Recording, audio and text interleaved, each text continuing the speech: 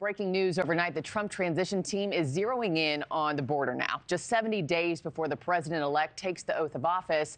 And the president-elect announcing Tom Homan will return to this administration as border czar. Now, Homan served as President Trump's ICE chief in his first term, with Trump calling him a stalwart on border control. NewsNation's Brooke Schaefer has the latest for us this morning. Brooke, good morning to you. Remind us what we're getting with Homan in charge of the border. Markie, good morning to you as well. Expect deportation to be top of mind for this incoming border czar. Homan previously said he'd help, quote, run the biggest deportation force this country has ever seen. And just yesterday, he doubled down on that, saying the operation would be well targeted. Take a listen. I agree with the president's plan on this, and the same plan he had during his first administration.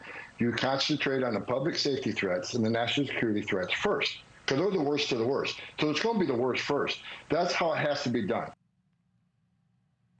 Now, the president-elect taking to Truth Social, adding that Homan will be in charge of operations at the southern and northern borders, plus maritime and aviation security. Homan backed the Trump administration's zero-tolerance policy at the border in his first term, which resulted in thousands of families being separated at the southern border before President Joe Biden ended that program with an executive order.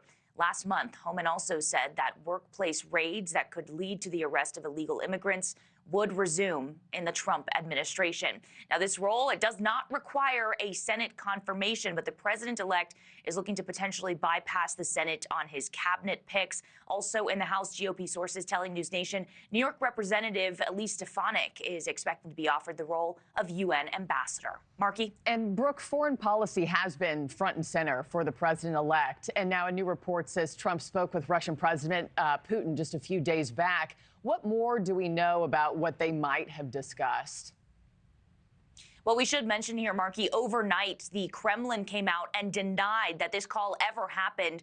But several people familiar with the matter telling the Washington Post that President-elect Trump and Vladimir Putin spoke over the phone, with Mr. Trump reportedly advising Putin not to escalate the war in Ukraine. Now, this report says that Trump reminded Putin of, quote, Washington's sizable military presence in Europe. But this also comes days after the Kremlin said Putin was ready to talk about Ukraine with Trump, but that did not mean that Putin was willing to alter his demands. On the campaign trail, Trump promised to find a solution to the war in Ukraine, quote, within a day. Now, the Trump campaign, though, this morning saying so far that it does not comment on private calls between Trump and other world leaders. Markie? Brooke Schaefer, thank you so much this morning for that update. Thanks for watching, everybody. Go to joinnn.com to find NewsNation on your television provider. Also, don't forget to click that red subscribe button below to get more of NewsNation's fact-driven, unbiased coverage.